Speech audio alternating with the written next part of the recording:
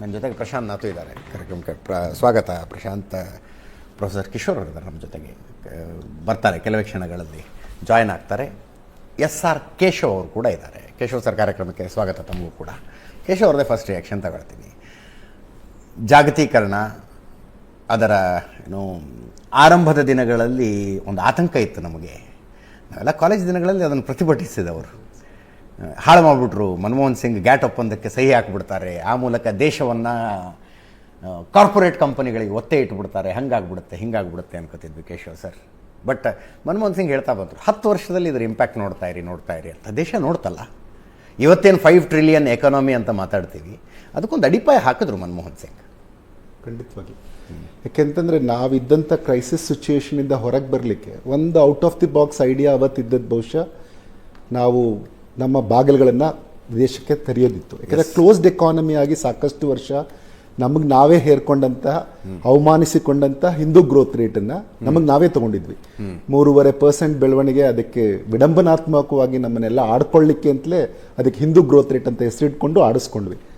ಅನಂತರ ಬಹುಶಃ ಆ 1991 ಇದ್ದಂಥ ಸ್ಥಿತಿ ಬಹುಶಃ ನಾವು ಬೇರೆ ದೇಶಗಳು ಅದೇ ಸ್ಥಿತಿಯನ್ನು ತಲುಪಿದಾಗ ನೋಡಿದ್ದೀವಿ. ಪಾಕಿಸ್ತಾನ ಆಗಿರ್ಬೋದು, ಶ್ರೀಲಂಕಾ ಆಗಿರ್ಬೋದು, ಎಂಥ ಕ್ರೈಸಿಸ್ ಆಯಿತು, ಅವ್ರಿಗೆ ಅದನ್ನು ನಿಭಾಯಿಸ್ಲಿಕ್ಕೆ ಆಗಲಿಲ್ಲ. ಆಗ ಅಂಥ ಸಂದರ್ಭದಲ್ಲಿ ಬಹುಶಃ ಮನಮೋಹನ್ ಸಿಂಗ್ ಅಲ್ಲದೆ ಬೇರೆ ಯಾರೇ ವಿತ್ತ ಸಚಿವರಾಗಿದ್ದರು ಈ ಮಟ್ಟಕ್ಕೆ ಹ್ಯಾಂಡಲ್ ಮಾಡಲಿಕ್ಕೆ ಆಗ್ತಿತ್ತ ಅಂತ. ಬಿಕಾಸ್ ಅವ್ರಿಗೆ ಎಕನಾಮಿಕ್ಸ್ ಬ್ಯಾಕ್ಗ್ರೌಂಡ್ ಚೆನ್ನಾಗಿದ್ದರಿಂದ, ಆ ಎಕನಾಮಿಕ್ಸ್ ಎಷ್ಟು ಸ್ಟ್ರಾಂಗ್ ಆಗಿತ್ತು ಅವ್ರ ಹತ್ರ ಅಂತಂದರೆ ಅದ್ರದ್ದು ಪ್ರಾಕ್ಟಿಕಲ್ ಅಪ್ಲಿಕೇಶನ್ಸ್ ಆಗಲೇ ಅವರು ಸಾಕಷ್ಟು ಅಡ್ವೈಸರ್ ಆಗಿ RBI ಗವರ್ನರ್ ಆಗಿ ಎಲ್ಲ ನೋಡಿದ್ರು. ಸೊ ಹಾಗಾಗಿ ಅದನ್ನು ಕ್ಲಿಯರ್ ಆಗಿ ಇಂಪ್ಲಿಮೆಂಟ್ ಮಾಡೋಕ್ಕಾಗ್ತಾ ಇತ್ತು. ನಮಗೆಲ್ಲ ನಾವು ಈ ಕಡೆ ನಿಂತ್ಕೊಂಡು ನೋಡ್ತಾ ಇದ್ದಿದ್ದೇನು ಅಂತಂದರೆ, ಇಷ್ಟು ದಿನ ಪಬ್ಲಿಕ್ ಸೆಕ್ಟರ್ ಚೆನ್ನಾಗಿ ಕೆಲಸ ಮಾಡ್ತಾ ಇತ್ತು, ಇವರು ಪ್ರೈವೇಟೈಸೇಷನ್ಗೆ ಓಪನ್ ಮಾಡಿಬಿಟ್ರು.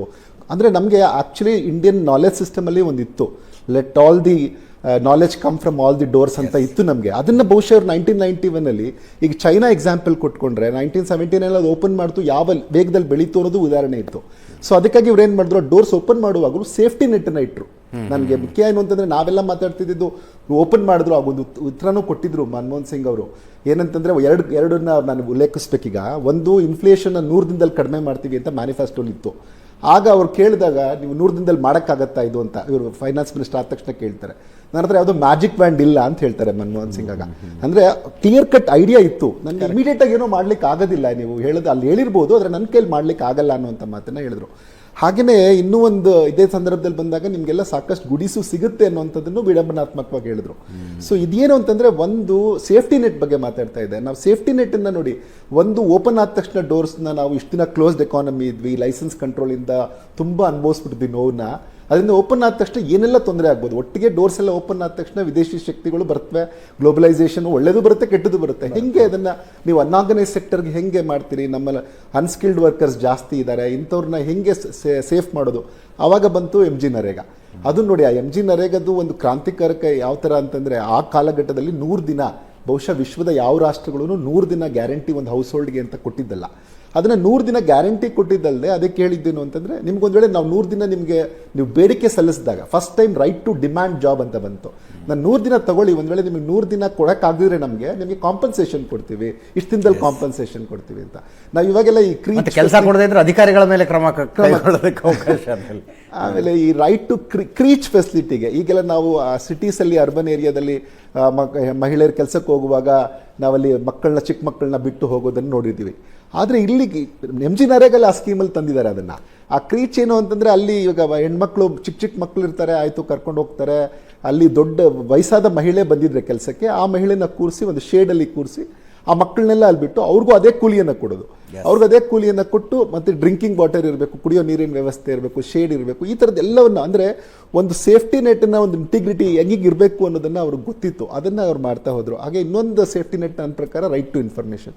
ಯಾಕೆಂದರೆ ಅವರಿಗೆ ಅದೊಂದು ಧೈರ್ಯ ಇತ್ತು, ನಾನಿಲ್ಲಿ ಏನೋ ಮಾಡ್ಕೊಳ್ಳಿಕ್ಕೆ ಬಂದದ್ದಲ್ಲ, ನಾನು ಟ್ರಾನ್ಸ್ಪರೆಂಟ್ ಆಗಿರ್ತೀನಿ, ಡೆಮೋಕ್ರಸಿನ ಇನ್ನೂ ಸ್ಟ್ರೆಂಥನ್ ಮಾಡ್ತೀನಿ, ಒಳ್ಳೆ ಕೆಲಸ ಮಾಡಿಕೊಟ್ಟು ಹೋಗ್ತೀನಿ ಅನ್ನೋಂಥ ಒಂದು ಧೈರ್ಯ ಇತ್ತು.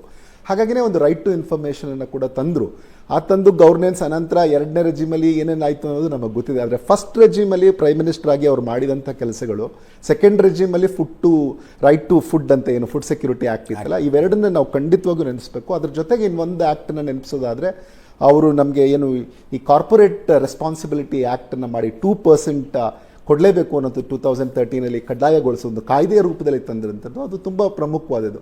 ಯಾಕೆಂದರೆ ಕಂಪ್ನೀಸ್ ಕೆಲವ್ರು ಮಾಡ್ತಿದ್ರು, ಕೆಲವ್ರು ಮಾಡ್ತಿರಲಿಲ್ಲ. ಆದರೆ ಇವರು ಕಡ್ಡಾಯಗೊಳಿಸಿದ್ರಿಂದ, ಆ್ಯಕ್ಟ್ ಮೂಲಕ ಕಡ್ಡಾಯಗೊಳಿಸಿದ್ದರಿಂದ ಒಂದು ಕಾರ್ಪೊರೇಟ್ ರೆಸ್ಪಾನ್ಸಿಬಿಲಿಟಿಯಲ್ಲಿ 2% ಇವಾಗ ಸಾಕಷ್ಟು ಅದರಿಂದ ಕೆಲಸ ಆಗ್ತಾ ಇದೆ.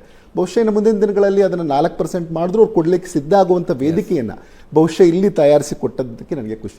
ರವೀಂದ್ರ ರೇಷ್ಮೆ ಸರ್, ಕೇಶವ್ ಸರ್ ಇದ್ದಾರೆ ನಮ್ಮ ಸ್ಟುಡಿಯೋದಲ್ಲಿ. ಕೇಶವ್ ಸರ್, 1991ರಲ್ಲಿ ಮುಕ್ತ ಮಾರುಕಟ್ಟೆ ಆಗದೆ ಹೋಗಿದ್ರೆ, ಓಪನ್ ಮಾರ್ಕೆಟ್ ಎಕಾನಮಿಗೆ ತೆರೆದುಕೊಳ್ಳದೆ ಹೋಗಿದ್ರೆ ಏನಿರ್ತಿತ್ತು ಇವತ್ತು ಭಾರತ? ಖಂಡಿತ ನಾವು ಒಂದು 10-15 ವರ್ಷ ಹಿಂದೆ ಇರ್ತಾ ಇದ್ವಾ ಅಂತ.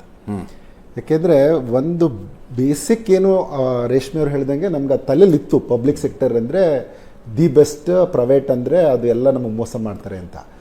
ಬಟ್ ಫ್ಯಾಕ್ಟ್ ಏನಾಗಿತ್ತು ಅಂದರೆ ಪಬ್ಲಿಕ್ ಸೆಕ್ಟರ್ ಒಂದು ವೈಟ್ ಎಲಿಫೆಂಟ್ ಆಗ್ತಾ ಇತ್ತು ಅನ್ನೋದನ್ನು ನಾವು ಪರಿಗಣಿಸಲೇ ಇಲ್ಲ.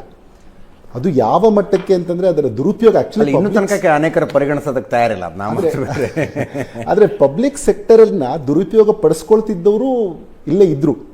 ಒಂದು ವೇಳೆ ಅದನ್ನು ಪಬ್ಲಿಕ್ ಸೆಕ್ಟರ್ನು ನೀವು ಬರೀ ನಾವು ಅಪಾಯಿಂಟ್ ಮಾಡಿ ಸುಮ್ಮನೆ ಬಿಟ್ಟಿದ್ರೆ, ಅದನ್ನೇ ಬಿಟ್ಟಿದ್ರೂ ಬೇರೆ ಆಗ್ತಾ ಇತ್ತು. ಯಾವ ಮಟ್ಟಕ್ಕೆ ಕಂಟ್ರೋಲ್ ಇರ್ತಿತ್ತು ಅಂತಂದರೆ ನೀವು ಇವ್ರನ್ನೇ ಮಾಡ್ಕೋಬೇಕು, ಇವ್ರನ್ನ ಮಾಡಬಾರ್ದು, ಈ ಥರದ ಇದೆಲ್ಲ ಬರ್ತಾ ಇತ್ತು, ಅವ್ರಿಗೆ ರೆಗ್ಯುಲೇಷನ್ಸ್ ಇರ್ತಾ ಇತ್ತು. ಸೊ ಮತ್ತು ಎಲ್ಲ ಯಾವುದನ್ನ ಪಾಲಿಸಿ ಮೇಕರ್ಸ್ ತೊಗೋಬೇಕು, ಎಕನಾಮಿಸ್ಟ್ ತೊಗೋಬೇಕು ಕೆಲವು ಡಿಸಿಷನ್ಸ್ನ, ಆದರೆ ಅದನ್ನು ಪೊಲಿಟಿಷಿಯನ್ ತೊಗೊಳ್ಳುವಂತಹ ಸ್ಥಿತಿನೂ ಇತ್ತು. ಸೊ ಅದರಿಂದ ಏನು ಮಾಡಿದ್ರು, ಒಂದು ಡೋರ್ಸ್ ಓಪನ್ ಆದಾಗ ನಿಮಗೆ ಯಾವಾಗ ಲಿಬ್ರಲೈಸೇಷನ್ LPG ಏನು ಪಾಪ್ಯುಲರ್ LPG ಅಂತ ಕರಿತೀವಿ, ಇವು ಓಪನ್ ಆದ ತಕ್ಷಣ ಏನಾಯಿತು, ಫಾರಿನ್ ಡೈರೆಕ್ಟ್ ಇನ್ವೆಸ್ಟ್ಮೆಂಟ್ ಅಂದರೆ ಮತ್ತೆ ಈಸ್ಟ್ ಇಂಡಿಯಾ ಕಂಪನಿ ಬಂದುಬಿಟ್ಟಿದ್ದಾವೆ ಅನ್ನೋ ಥರದಲ್ಲಿ ಆಗ ಭಾವಿಸಿದ್ದುಂಟು. ಅಲ್ಲಿ ನಾವೆಲ್ಲ ಆ ಭಾಷಣಗಳನ್ನು ಕೇಳಿಸ್ಕೊಂಡು ಆ ಭಾಷಣಗಳನ್ನು ಮಾಡಿದ್ದೀವಿ ನಾವು. ಆದರೆ ಆ್ಯಕ್ಚುಲಿ ಈಗ ಇಷ್ಟು 1000 MNCಗಳು ಭಾರತದಲ್ಲಿದೆ, ಆದರೆ ಯಾವುದು ಮತ್ತೆ, ಯಾಕೆಂದರೆ ಈಗ ಎಚ್ಚೆತ್ತ ಭಾರತದಲ್ಲಿ ಯಾವುದು ಮತ್ತೊಂದು ಈಸ್ಟ್ ಇಂಡಿಯಾ ಕಂಪ್ನಿ ಆಗುವ ಈವನ್ ರಿಮೋಟ್ ಚಾನ್ಸಸ್ ಕೂಡ ಇಲ್ಲ. ಆದರೆ ಹಾಗೆಯೇ ರೆಗ್ಯುಲೇಟ್ ಮಾಡ್ತಾ ಬಂದರು. FDIನ ಬೇರೆ ದೇಶಗಳ ಥರ ಚೈನಾ ಮತ್ತು ಇಂಡಿಯಾ ರೆಗ್ಯುಲೇಟ್ ಮಾಡಿರೋ ಥರ, ಆದರೆ ಚೈನಾ ನಮ್ಮಿಂದ ಚೆನ್ನಾಗಿ ಬೆಟರ್ ರೆಗ್ಯುಲೇಟ್ ಮಾಡ್ತು ಆರಂಭದಲ್ಲಿ. ಎಷ್ಟು ಪರ್ಸೆಂಟನ್ನ ಯಾವ ಇದರಲ್ಲಿ ನಾವು ಅಲೋ ಮಾಡಬೇಕು, ಬರಬಾರ್ದು, ಎಷ್ಟು ಕೊಡಬೇಕು, ಎಷ್ಟು ಕೊಡಬಾರ್ದು. ಸೊ ಇದನ್ನು ಕ್ಲಿಯರ್ ಆಗಿತ್ತು. ಅದರಿಂದ ಏನಾಯಿತು, ನಮಗೆ ಸಕ್ಸಸ್ಫುಲ್ ಆಗ್ತಾ ಹೋಯಿತು. ನಮಗೆ LPG ಸಕ್ಸಸ್ಫುಲ್ ಆಗಲಿಕ್ಕೆ ಅದು ಒಂದು ಮೇಜರ್ ಕಾರಣ. ಈವನ್ ಚೈನಾ ಕೂಡ ಏನಾಗೈತೆ, ಚೈನಾ ಕೂಡ ನೋಡಿ ಅಲ್ಲಿ ಕೋಸ್ಟಲ್ ಏರಿಯಾಸ್ ಅಲ್ಲಿ ಫಸ್ಟ್ ಅಲೋ ಮಾಡಿದ್ರು, ಇಲ್ಲಿ ಈ ಏರಿಯಾದಲ್ಲಿ ಮಾತ್ರ ಫಸ್ಟ್ ಅಲೋ ಮಾಡ್ತೀವಿ, ಆಮೇಲೆ ನಾವು ಮಿಡ್ ಲ್ಯಾಂಡ್ಗೆ ಅಲೋ ಮಾಡ್ತೀವಿ. ಈ ತರದ ಒಂದು ರೆಗ್ಯುಲೇಷನ್ಸ್ ಅನ್ನು ನಾವು ಕೂಡ ಚೆನ್ನಾಗಿ ಉಪಯೋಗಿಸ್ಕೊಂಡಿದ್ರೆ ಆಗಿನ ಕಾಲಘಟ್ಟದಲ್ಲಿ ಬಹುಶಃ ಕುದುರೆ ಮೇಲೆ FDI ಒಂಥರ ಕುದುರೆ ಮೇಲೆ ಕೂತಂಗೆ, ಕುದುರೆ ಎಲ್ಲಿ ಕರ್ಕೊಂಡು ಹೋಗುತ್ತೋ ಅಲ್ಲಿ ಹೋದ್ರೆ FDI ಫೇಲ್ಯೂರ್ ಆಗುತ್ತೆ. ಆದರೆ ನಾವು ಕುದುರೆ ಕರ್ಕೊಂಡು ಹೋದ್ರೆ ಕುದುರೆ FDI ಸಕ್ಸಸ್ಫುಲ್ ಆಗುತ್ತೆ. ಬಹುಶಃ ಅದನ್ನ ಮನಮೋಹನ್ ಸಿಂಗ್ ಸಕ್ಸಸ್ಫುಲ್ ಆಗಿ